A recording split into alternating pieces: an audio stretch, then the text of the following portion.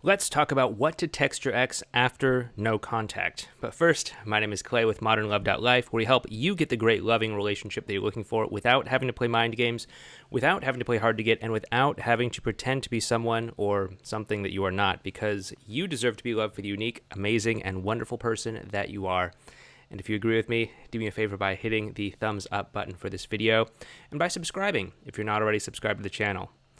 Okay, so we're going to be focusing on connection, communication, and also mindset over the next several videos. You know, with what's happening in the world right now, I think I did make a video recently on the current situation. So, you know, you can go ahead and check that out up there if you want to learn about how the current situation affects the whole process of connecting, communicating, and getting back together with your ex. I also wanted to let you know that we recently put out a new training course called Connect and Commit, which goes over a lot of the ways that we can connect, communicate, talk with our ex. I mean, it's kind of really stripped down to just like, hey, this is what you need to say in this particular situation.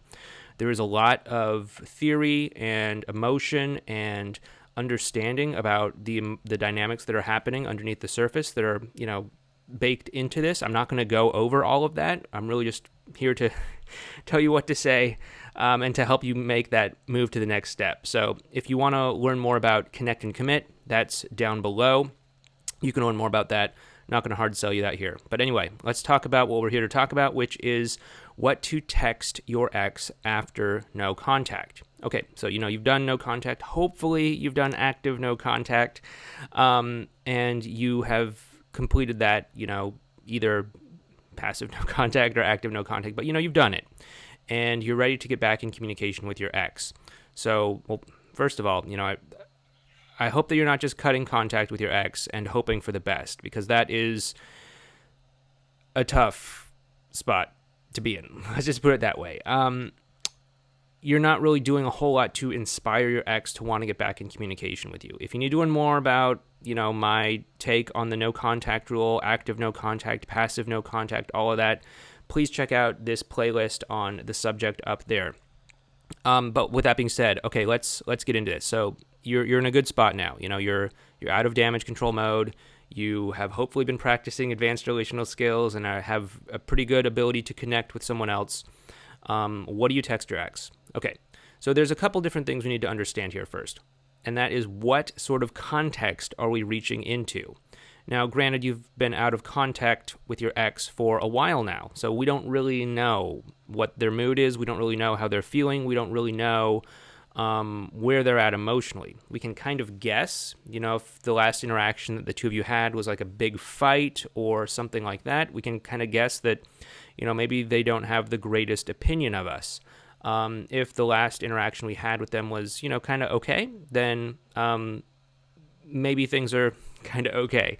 And I'm also not going to pretend like, you know, just cutting contact with your ex is not going to make them miss you. It's not going to make them regret the breakup or anything like that, because it can happen. You know, it happened to me when I did no contact for the first time, and I got back in communication with my ex, and we eventually got back together.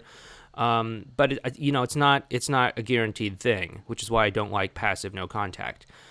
So what we want to do is we want to, number one, stop and think about whether or not there are any major emotional blocks that are keeping you and your ex apart from being able to communicate with one another. And if there are, then we need to go ahead and clear those blocks and address them so that the two of you can have a clear channel of communication to actually start to get back in contact with one another. So, you know, if they're hurt about anything that, you know, maybe you did or said, if they feel betrayed by something that you did or said, or, you know, if anything like that is kind of lingering over the dynamic between the two of you, then yeah, you're going to want to initially clean that up.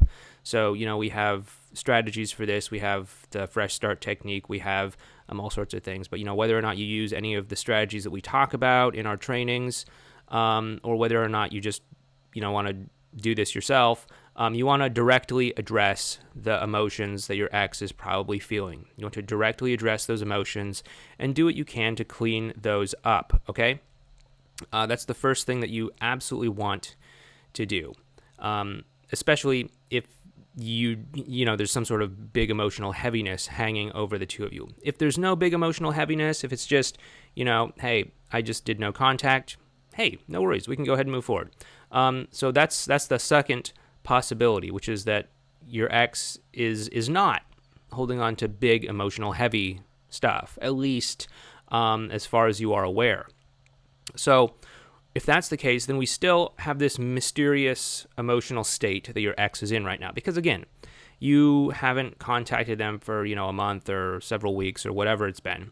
And you don't know what's been happening in their life. You don't know kind of where they're at. You don't know if they're having a good day, a bad day. You don't know if they're under a lot of stress. You don't really know all of this stuff. You might be able to guess, but you don't know for certain. So what we want to do is we want to start by just probing for where they're at emotionally. We want to probe where they're at emotionally, and we want to get a sense about what their emotional state is so that we can meet them where they're at emotionally and then calibrate to that emotional state before guiding them towards a deeper level of rapport. So let's break that down. I know that might have been a little bit of a mouthful there, or a little bit lot to wrap your mind around.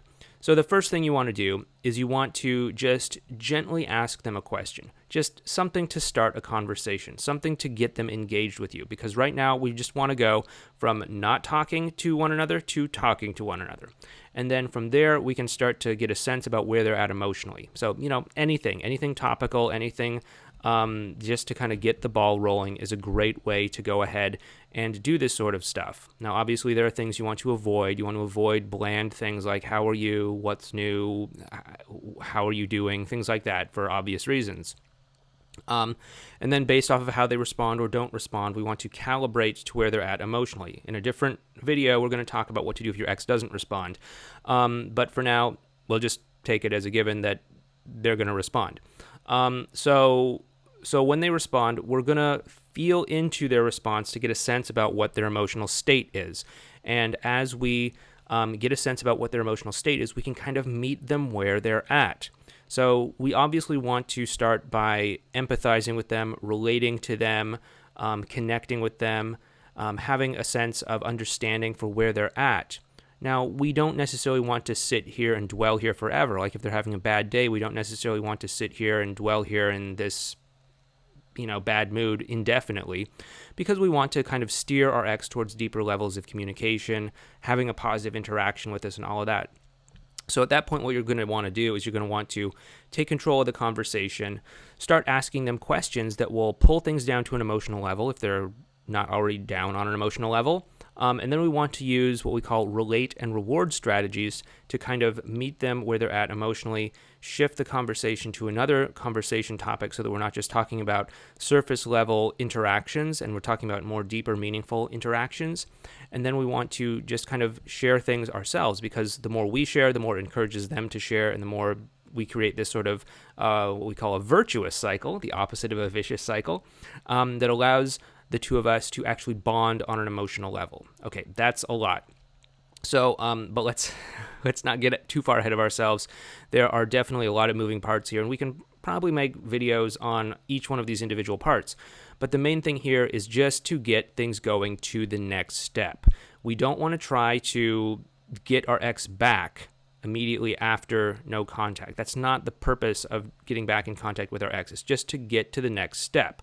So whether that next step is, clearing away pain and hurt through something like a fresh start letter, or, just directly addressing the emotions in some way, or whether that next step is just going from not being in contact to being in contact, that is the main intention of the first contact after no contact. Don't overthink this. Don't think that your intention is to get back together with them through this first communication. That is, it could happen. I'm not going to pretend like it's outside the realm of possibility, but it's unlikely.